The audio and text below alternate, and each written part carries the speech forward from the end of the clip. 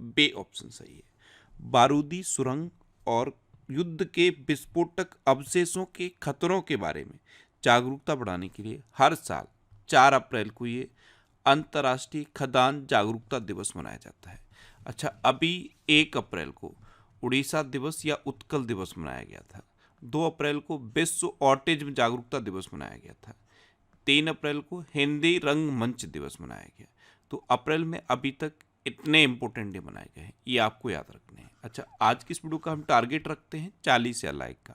तो अगर ये वीडियो आपको अच्छा लगता है, हेल्पफुल लगता है, तब आप इस वीडियो को लाइक और शेयर जरूर किया करो। और मैं आपको भी बोलता हूँ, डेली मॉर्निंग में उठकर सबसे पहले अपने लिए एक टारगेट फिक्स करो।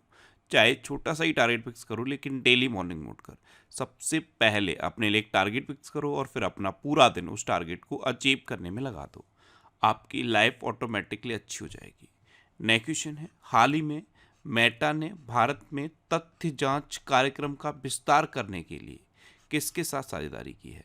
तो मेटा ने भारत में फैक्ट चेक प्रोग्राम का विस्तार करने के लिए पीटीआई यानी कि प्रेस ट्रस्ट ऑफ इंडिया के साथ साझेदारी की। तो इस क्वेश्चन का ए ऑप्शन सही है।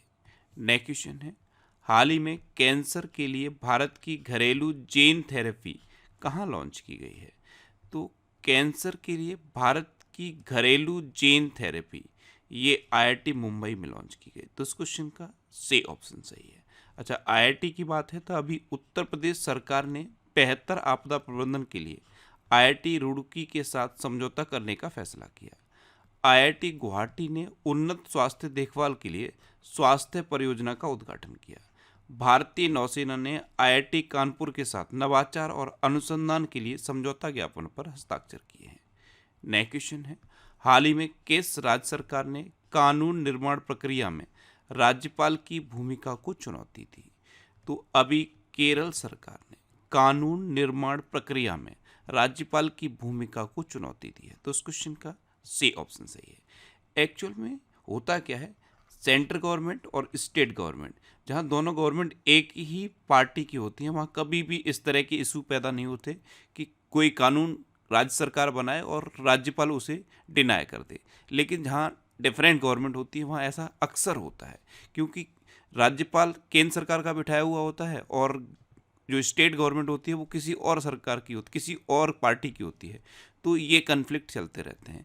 होता क्या है, विधानमंडल में कोई कानून बनता है, फिर उसे राज्यपाल के पास भेजा जाता है, राज्यपाल उसको अपने पास रखे रहता है, एक तो बहुत लंबे समय तक रखे रहता है और फिर उसे वापस कर देता है।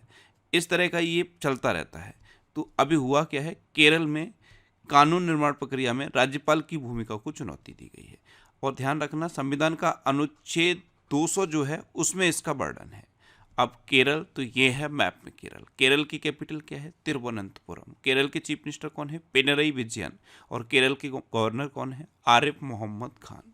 अभी केरल सरकार ने एक नई ई गवर्नेंस पहल के स्मार्ट को लॉन्च किया है।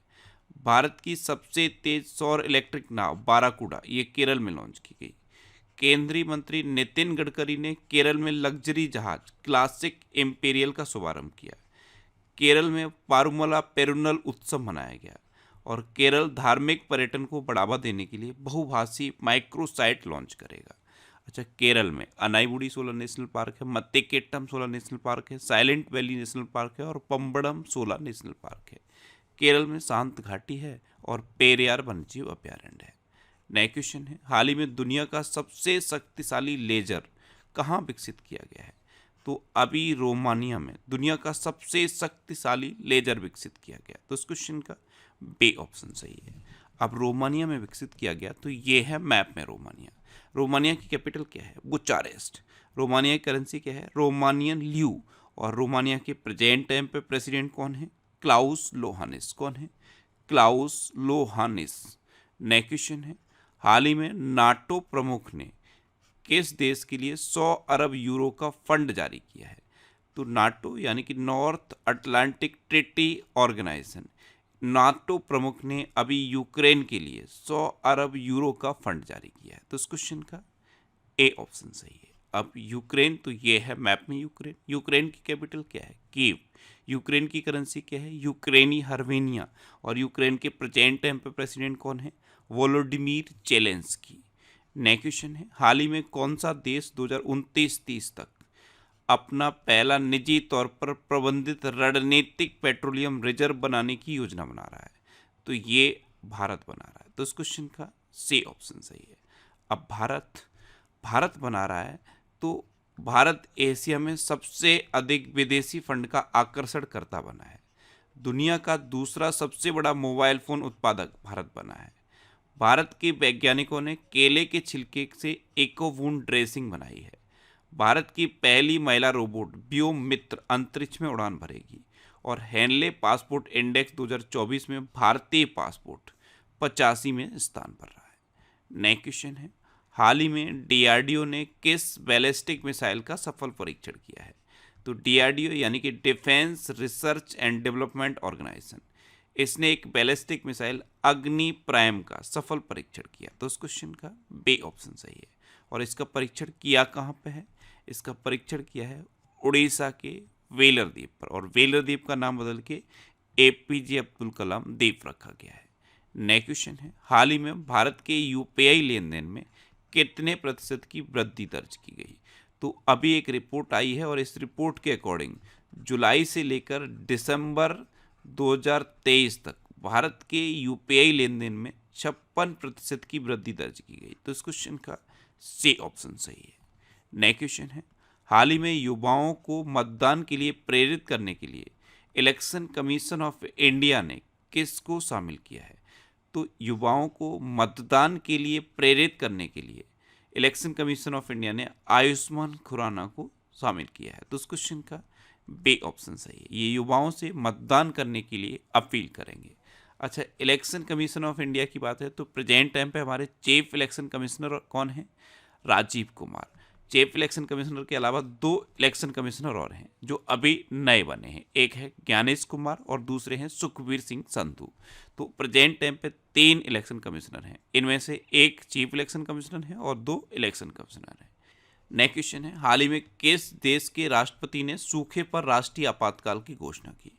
तो अभी 2023 में जिम्बाब्वे में भयंकर सूखा पड़ा है। इतना सूखा पड़ा कि वहाँ पे कई हाथियों की डेथ हो गई, और इस सूखे की वजह से जिम्बाब्वे ने अभी राष्ट्रीय आपातकाल की घोषणा की। तो उस क्वेश्चन का ए ऑप्शन सही है।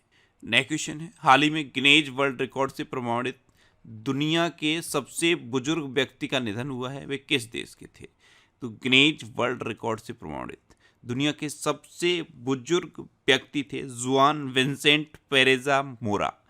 ये अभी 114 साल की उम्र में इनका डेथ हुई है। तो ये वेनेजुएला के थे। तो इस क्वेश्चन का सी ऑप्शन सही है। ये थे जुआन विंसेंट पेरेज मोरा। इनको फरवरी 2012 में गिनीज वर्ल्ड रिकॉर्ड में दर्ज किया गया था। उस टाइम इनकी एज 112 साल 253 दिन थी, और अभी 2024 में 114 साल की उम्र में इनका निधन हुआ है। नेक्स्ट क्वेश्चन है, हाल ही में विश्वेश्वर राव का निधन हुआ है, वे कौन थे? तो विश्वेश्वर राव ये एक तमिल अभिनेता थे और अभी इनका निधन हुआ। तो इस क्वेश्चन का बी ऑप्शन सही है। ये थे विश्वेश्वर राव। नेक्स्ट क्वेश्चन है, हाल ही में किस बैंक ने महिलाओं के लिए हेल्थ केयर ऋण और बचत खाते लॉन्च किए हैं? तो ये केनरा बैंक ने किए हैं। तो इस क्वेश्चन का सी ऑप्शन सही है। अब केनरा बैंक, तो केनरा बैंक की स्थापना कब हुई? 1906 में। इसका हेडक्वार्टर कहाँ पे है? बेंगलुरु में। और इसके प्रेजेंट टाइम पे एमडी एंड सीईओ कौन है? के सत्यनारायण राजू। नेक्स्ट क्वेश्चन है, हाल ही में विद्या रानी देवी ने भारोत्तोलन विश्व कप में कौन सा पदक जीता? तो विद्या रानी देवी, इन्होंने अभी भारोत्तोलन विश्व कप में कांस्य पदक जीता है। तो उस क्वेश्चन का सी ऑप्शन सही है। ये हैं विद्या रानी देवी और इन्होंने ही भारोत्तोलन विश्व कप में